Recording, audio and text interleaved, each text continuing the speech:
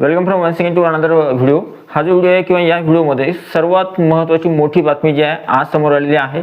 कालच्या तारखेमध्ये सुप्रीम कोर्टानं सर्वात महत्त्वाचा निर्णय जो आहे दिलेला आहे. निर्णय काय आहे त्या संदर्भात जाणून घेणार आहोत या व्हिडिओमध्ये. 55-60% मुद्दा जो आहे त्या संदर्भात निर्णय आलेला आहे आणि त्यामुळं 2022ची जी भरती प्रक्रिया आहे तिच्या ज्या याद्या आहेत त्या रिवाईज होणार आहेत. काय आहे मोठा निर्णय आणि काय आहे ते पूर्ण प्रकरण त्या संदर्भात जाणून घेणार आहोत या व्हिडिओमध्ये आणि त्याचा परिणाम आपल्या शिक्षक भरतीवर किंवा या 2025-26च्या भरतीवर होणार का ते सुद्धा जाणून घेणार आहोत. आणि सगळ्यात महत्त्वाची गोष्ट म्हणजे ज्या विद्यार्थ्यांवर अन्याय झाला होता 55 आणि 60% मुद्दा जो आहे की जिथे विद्यार्थी पात्र समजण्यात यावे त्या संदर्भाचा जो निर्णय होता तो निर्णय मात्र विद्यार्थ्यांना तेव्हा यश नव्हतं आलं. मात्र कालच्या तारखेमध्ये सुप्रीम कोर्टाने जो आहे या निर्णयाला जे आहे हा निर्णय दिलाय आणि त्या निर्णयामध्ये या विद्यार्थ्यांच्या लढ्याला मात्र यश आलंय. काय आहे पूर्ण निर्णय बघणार आहोत. व्हिडिओ जो आहे खूप महत्त्वाचा आहे. व्हिडिओ आवडला तर व्हिडिओला लाईक करा.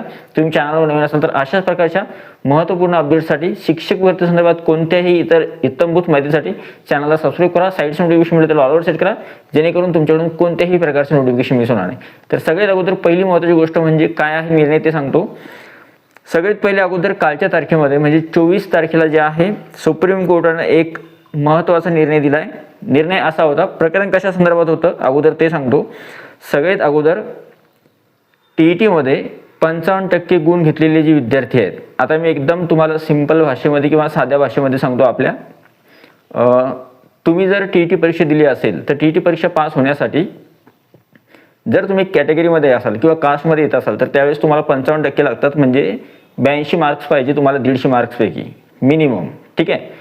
आणि जर समजा तुम्ही ओपनमध्ये येत असाल खुल्या प्रवर्गामध्ये येत असाल तर त्यावेळेस तुम्हाला 150 मार्क्सपैकी 90 मार्क्स पाहिजे पास होण्यासाठी. म्हणजे थोडक्यात 55% लागतात कास्टवाल्यांना आणि 60% लागतात जे ओपनमध्ये आहेत खुल्या प्रवर्गामध्ये आहेत त्यांना. आता झालं असं होतं की ज्या विद्यार्थ्यांनी टीटी परीक्षा पास केली आहे, फॉर एक्झाम्पल समजा मी टीटी परीक्षा पास केली आहे, मला 82 मार्क्स आहेत किंवा 83 मार्क्स आहेत, मी टीटी परीक्षा पास आहे, मग मी आलो 55%मध्ये. ठीक आहे. आणि जर एखादा विद्यार्थी ज्याला 90-92 मार्क्स आहे तो त्यांना खुल्या प्रवर्गातून पास केले आणि त्याला 92 मार्क्स आहेत, ठीक आहे, तो 60%मध्ये आहे. आता जर माझ्यासारख्या विद्यार्थ्याला खुल्या प्रवर्गाची जागा घ्यायची असेल तर मला खुल्या प्रवर्गाचा जो काही क्रायटेरिया असेल तो पूर्ण करावा लागत होता मागच्या पदभरतीच्या अटीनुसार. ठीक आहे. आता ही अट शिक्षक भरतीमध्ये टाकण्यात आली होती. मग काय झालं, ज्या विद्यार्थ्यांची 55% मार्क आहे मग त्या विद्यार्थ्यांचा खुल्या गटासाठी ज्या जागा आल्या होत्या, म्हणजे कास्टवाल्यांचा अधिकार ओपनच्या जागेसाठी असतो, पण मग ओपनच्या ज्या जागा होत्या त्या जागांसाठी यांचा विचार झालाच नाही. का नाही झाला? कारण की अट अशी टाकण्यात आली होती की जोपर्यंत ते ओपनचा क्रायटेरिया फुलफिल करत नाही, वयामध्ये बसत नाही किंवा टीईटी सुद्धा ते 60% पास करत नाही तर मात्र त्यांना ग्राह्य धरलं जाणार नाही. आता माझ्यासारखा दुसरा एखादा विद्यार्थी आहे जो कास्टमध्येच आहे पण त्याला 90 किंवा 92 मार्क आहे, मग तो खुल्या गटासाठी पात्र आहे त्याचा विचार होईल. पण जर समजा असे विद्यार्थी ज्यांचे 82, 85, 86 मार्क्स आहेत अशा विद्यार्थ्यांचं वाटत होतं की सर आमच्यावर अन्याय आहे, आम्ही टीईटी परीक्षा पास केली 55% का होत नाही पण तरी सुद्धा आम्ही टीईटी पात्र आहोत ना, म्हणजे टीईटी आम्ही एलिजिबल आहोत किंवा टीईटी आम्ही पास केलेली आहे, त्याच्यामुळे आमचा सुद्धा विचार त्या जागेसाठी व्हावा. मग आता हे विद्यार्थी नंतर न्यायालयामध्ये गेले. न्यायालयाने निर्णय जो दिलाय तो निर्णय अगोदर या विद्यार्थ्यांच्या बाजूने न लागता विरुद्ध बाजूने लागला आणि त्यानंतर या विद्यार्थ्यांनी धाव घेतली सुप्रीम कोर्टामध्ये. आणि सुप्रीम कोर्टामध्ये कालच्या तारखेमध्ये एक जजमेंट आलंय आणि कालच्या तारखेमध्ये कोणता निर्णय आला बघा. आता काय होणार, यानं खूप मोठा निर्णय आहे आणि यानं 2022च्या भरतीवर कसा परिणाम होणार ते सुद्धा सांगतो आणि या भरतीवर सुद्धा. ठीक आहे. सगळ्यात अगोदर सुप्रीम कोर्टाने जे आहे सर्व याद्या रिवाईज करण्याचे आदेश दिला आहे. म्हणजे थोडक्यात 2022ची जी पदभरती झाली, फेज 1 असेल किंवा फेज 2 असेल किंवा ज्या काही याद्या लागलेल्या असतील ज्याच्यामध्ये असा नियम किंवा अशी अट होती, आता सुप्रीम कोर्टाने सांगितलं की या ज्या याद्या आहे परत एकदा रिवाईज करून घ्या आणि ज्या विद्यार्थ्यांवर अन्याय झालाय त्या विद्यार्थ्यांना न्याय मिळावा त्याच्यासाठी या पूर्ण याद्या ज्या आहेत रिवाईज करायच्या. पहिला मुद्दा. दुसरा जो महत्त्वाचा मुद्दा आहे तो आहे टीईटी परीक्षेमध्ये किंवा CTET परीक्षेमध्ये 55% गुण असलेले विद्यार्थी खुल्या गटास पात्र आहे. सगळ्यात महत्त्वाचा मुद्दा म्हणजे इथून समोर ज्या विद्यार्थ्यांनी टीईटी परीक्षा पास जरी केलेली असेल आता 55% सहित तर त्या विद्यार्थ्यांचा विचार ओपनच्या किंवा खुल्या प्रवर्गाच्या ज्या जागा आहेत त्याच्यासाठी होणार आहे. सगळ्यात महत्त्वाची आनंदाची बातमी आहे सर्व विद्यार्थ्यांसाठी जे विद्यार्थी कॅटेगरीमध्ये येतात आणि ज्यांना ओपनच्या जागासाठी जे आहे पात्र समजण्यात यावं. काही विद्यार्थ्यांचं म्हणणं होतं सर आम्ही टीईटी परीक्षा पास केली मग 55% किंवा 82, 85, 86 मार्क जरी असले तरी सुद्धा आम्ही खुल्या प्रवर्गासाठी आम्हाला कन्सिडर करण्यात यावं कारण की आम्ही टीईटी उत्तीर्णच आहोत ना. तर अशा विद्यार्थ्यांना आता जे आहे न्याय मिळणार आहे. ठीक आहे.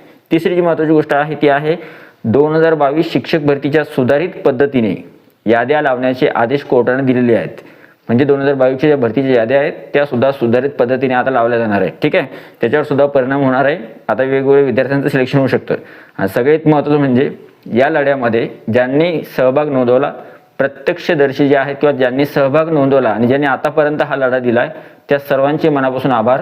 सगळ्यात महत्त्वाचं म्हणजे सगळ्यात अगोदर विठ्ठल सरगर सर जे आहेत त्यांचं मनापासून आभार. त्यांनी आतापर्यंत हा मुद्दा लावून धरला अगोदर सुरुवातीपासून. दुसरी महत्त्वाची गोष्ट म्हणजे योगेश अहिरे सर जे आहेत त्यांचे सुद्धा मनापासून आभार. नंतर सुनील कांदे सर जे आहेत त्यांचं सुद्धा, आणि सर्व टीमचं जे आहे मनापासून आभार की त्यांनी हा मुद्दा जो आहे लावून धरला. आणि प्रत्येक अभ्युगधारक ज्याला न्याय मिळाला नाही किंवा ज्याच्यावर अन्याय झाला आहे अशा विद्यार्थ्याला न्यायपालिकेने शेवटी जे आहे त्यांच्या पदरी निराशा न टाकता त्यांच्या पदरी जे आहे आता कुठेतरी उमेदीचा एक किरण टाकलाय आणि त्यांच्यावर आता मात्र अन्याय होणार नाही. आणि हा जो निर्णय आहे हा निर्णय मी तुम्हाला दाखवतोय. हा निर्णय आहे कालच्या तारखेमध्ये आलेला सुप्रीम कोर्टाचा निर्णय आहे. In the supreme court of India civil affiliate ज्युडिक्शनमध्ये हा निर्णय होता. कोणामध्ये होता? Chhaya versus state of Maharashtra यांच्यामध्ये ही याचिका होती.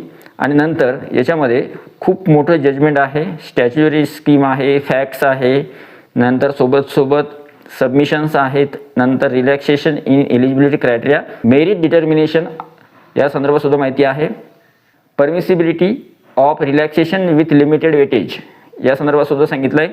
खूप मोठा आहे निर्णय जो आहे किंवा खूप मोठं जजमेंट आहे. एवढं जजमेंट वाचत नाही बसणार मी, तुम्हाला थोडक्यात सांगितलं आहे. Non migration where relaxation affects merit, primacy of recruitment rules governing migration, applicability of TET to minority institutions आणि effect of express in rules on migration. आणि सगळ्यात शेवटी आहे लीगल प्रिन्सिपल्स. आणि सगळ्यात शेवटी काय बघा ॲनालिसिस. आणि सगळ्यात शेवटी आहे conclusion, relaxation in eligibility percentage. आणि सगळ्यात शेवटी आहे कन्क्लुजन असेल इथे. एक मिनिट, सगळ्यात शेवटी आहे कन्क्लुजन. ओके, तर अशा पद्धतीने हा जो आहे न्यू दिल्ली मार्च 23, 2026 म्हणजे 23 मार्च 2026 हा निर्णय आला आहे. खूप मोठा निर्णय आहे 2022च्या भरतीसाठी. आता या निर्णयाचा हा जो निर्णय आहे मी तुम्हाला टेलिग्राम चॅनलला देतो. आपल्या टेलिग्राम चॅनलची लिंक डिस्क्रिप्शनमध्ये त्यांना सुद्धा तुम्ही जॉईन करू शकता. आता सगळ्यात महत्त्वाचं म्हणजे या निर्णयाने होणार काय आहे, 2022च्या ज्या याद्या आहेत त्या पूर्ण याद्या रिवाईज होतील आणि त्यानुसार ज्या आहे नवीन याद्या ज्या आहेत लावल्या जातील. नवीन विद्यार्थ्यांची निवड सुद्धा होऊ शकते त्यामध्ये. ठीक आहे. आणि आता सगळ्यात महत्त्वाची गोष्ट म्हणजे या भरतीवर परिणाम होणार का, तर हो, शिक्षक भरती 2025 मध्ये सुद्धा या भरतीवर परिणाम होणार या निर्णयाचा. कसा? कारण की इथून समोर जर एखादा उमेदवार समजा कास्टचा उमेदवार आहे, तुमच्यापैकी कितीतरी उमेदवार असे असतील की ज्यांनी 82, 85, 86 किंवा 87 मार्क असतील TET किंवा CTET परीक्षेमध्ये. ठीक आहे. मग आता तुमच्यासारख्या विद्यार्थ्यांना जर ओपनच्या जागेसाठी तुम्हाला कन्सिडर करायचं असेल तर अगोदर तुम्हाला 90 मार्कपेक्षा जास्त मार्क लागत होते, 60% लागत होते, तरच तुमचा विचार केला जायचा. पण आता सुप्रीम कोर्टाने काय निर्णय दिला आहे की 55% ज्या विद्यार्थ्यांना आहेत ते विद्यार्थी सुद्धा 60%ची जी जागा आहे किंवा ओपनच्या ज्या जागा आहेत, खुल्या प्रवर्गासाठी ज्या जागा आहेत त्याच्यासाठी पात्र असणार आहेत. त्याच्यामुळे आता येणाऱ्या भरतीमध्ये हा नियम जो आहे लागू असणार आहे किंवा लागू होईल.